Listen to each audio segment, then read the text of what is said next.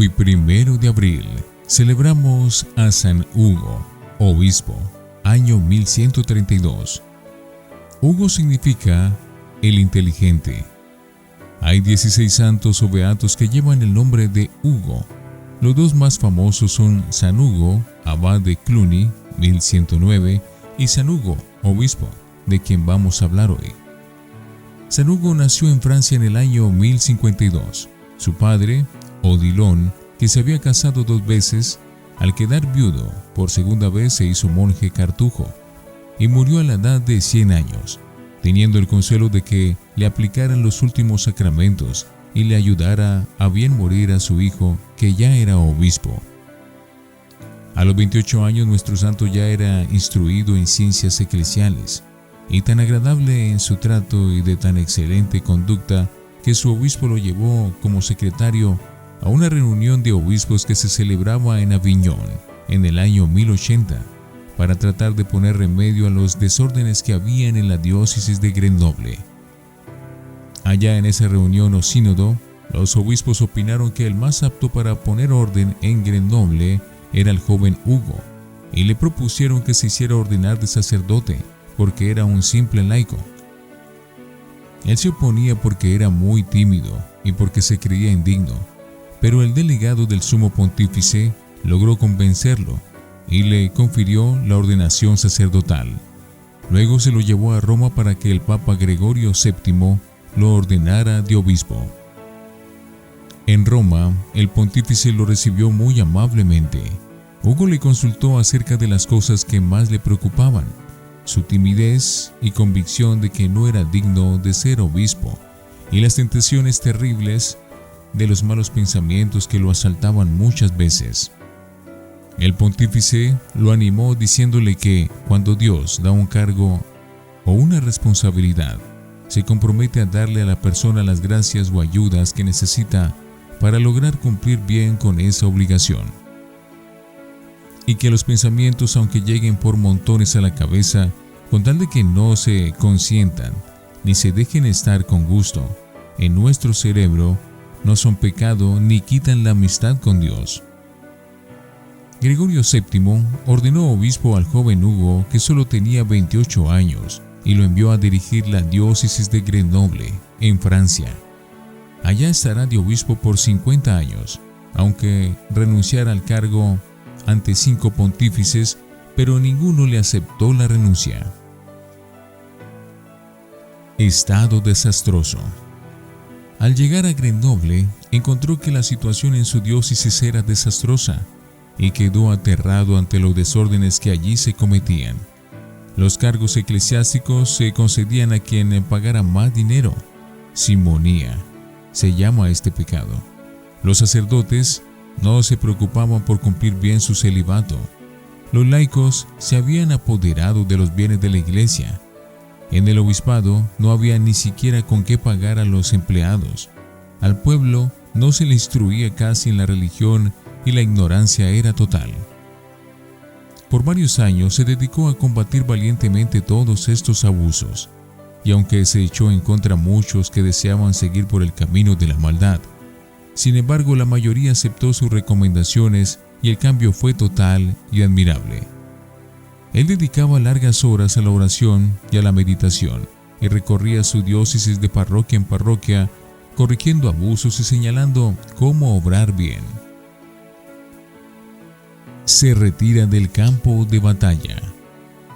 Todos veían con admiración los cambios tan importantes en la ciudad, en los pueblos y en los campos desde que Hugo era obispo.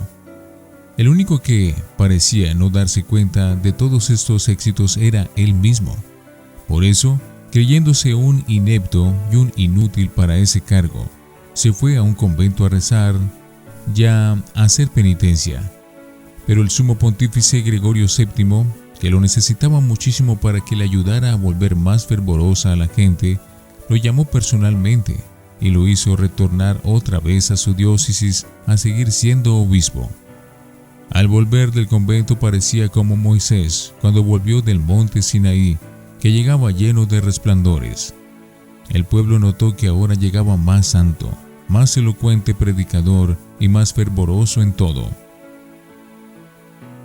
funda una orden impresionante, los Cartujos. Un día llegó San Bruno con 6 amigos a pedirle a San Hugo que les concediera un sitio donde fundar un convento de gran rigidez para los que quisieran hacerse santos a base de oración, silencio, ayuno, estudio y meditación. El santo obispo le dio un sitio llamado Cartuja, y allí, en esas tierras desiertas y apartadas, fue fundada la Orden de los Cartujos, donde el silencio es perpetuo. Hablan el domingo de Pascua y donde el ayuno, la mortificación y la oración llevan a sus religiosos a una gran santidad.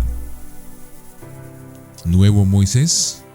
Se dice que al construir la casa para los Cartujos no se encontraban agua por ninguna parte, y que San Hugo, con una gran fe, recordando que cuando Moisés golpeó la roca, de ella brotó agua en abundancia, y se dedicó a cavar el suelo con mucha fe y oración, y obtuvo que brotara una fuente de agua que abasteció a todo el gran convento. Bien dirigido. En adelante, San Bruno fue el director espiritual del obispo Hugo hasta el final de su vida, y se cumplió lo que dice el libro de los Proverbios. Triunfa quien pide consejo a los sabios y acepta sus correcciones.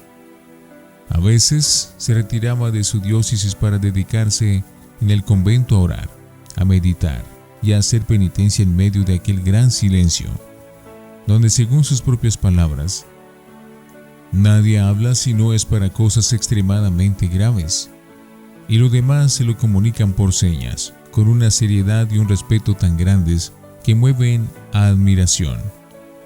Para San Hugo, los días en la Cartuja eran como un oasis en medio del desierto de este mundo corrompido y corruptor.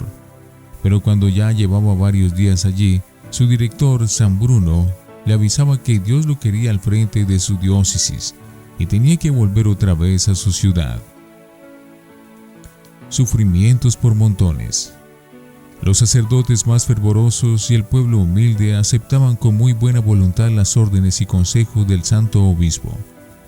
Pero los relajados y sobre todo muchos altos empleados del gobierno, que sentían que con este monseñor no tenían toda la libertad para pecar, se lo pusieron fuertemente y se esforzaron por hacerlo sufrir todo lo que pudieron. Él callaba y soportaba todo con paciencia por amor a Dios, y a los sufrimientos que le proporcionaba los enemigos de la santidad se le unían las enfermedades, trastornos gástricos que le producían dolores y le impedían ingerir los alimentos, un dolor de cabeza continuo por más de 40 años que no lo sabían sino su médico y su director espiritual, y que nadie podía sospechar porque su semblante era siempre alegre y de buen humor, y el martirio de los malos pensamientos que como moscas inoportunas le rodearon toda su vida, haciéndolo sufrir muchísimo, pero sin lograr que los consintiera o los admitiera con gusto en su cerebro. No soy digno. Varias veces fue a Roma a visitar al Papa y a rogarle que le quitara aquel oficio de obispo porque no se creía digno. Pero ni Gregorio VII, ni Urbano II, ni Pascual II, ni Inocencio II quisieron aceptar su renuncia, porque sabían que era un gran apóstol y que, si se creía indigno, ello se debía más a la humildad que en realidad a que no estuviera cumpliendo sus oficios de obispo. Cuando ya muy anciano le pidió al Papa Honorio II que lo librara de aquel cargo porque estaba muy viejo, débil y enfermo, el sumo pontífice le respondió: prefiero de obispo a Hugo, viejo, débil y enfermo, antes que a otro que esté lleno de juventud y de salud. Cualidades especiales. Era un gran orador, y como rezaba mucho antes de predicar, sus sermones conmovían profundamente a sus oyentes. Era muy frecuente que, en medio de sus sermones, grandes pecadores empezaran a llorar a grito entero y a suplicar a grandes voces que el Señor Dios les perdonara sus pecados. Sus sermones obtenían numerosas conversiones. Tenía gran horror a la calumnia y a la murmuración, Cuando escuchaba hablar contra otros exclamaba asustado: "Yo creo que eso no es así", y no aceptaba quejas contra nadie si no estaban muy bien comprobadas. Una vez, cuando por un larguísimo verano hubo una enorme carestía y gran escasez de alimentos, vendió el cáliz de oro que tenía y todos los objetos de especial valor que había en su casa, y con ese dinero compró alimentos para los pobres.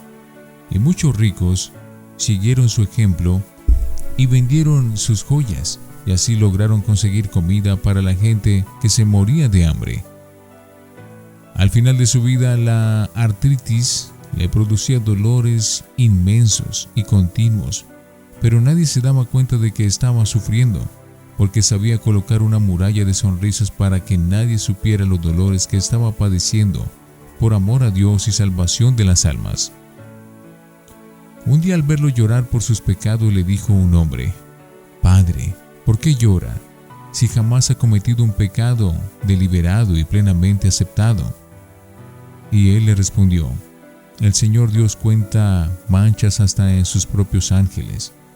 Y yo quiero decirle con el salmista: Señor, perdóname aún de aquellos pecados de los cuales yo no me he dado cuenta y no recuerdo".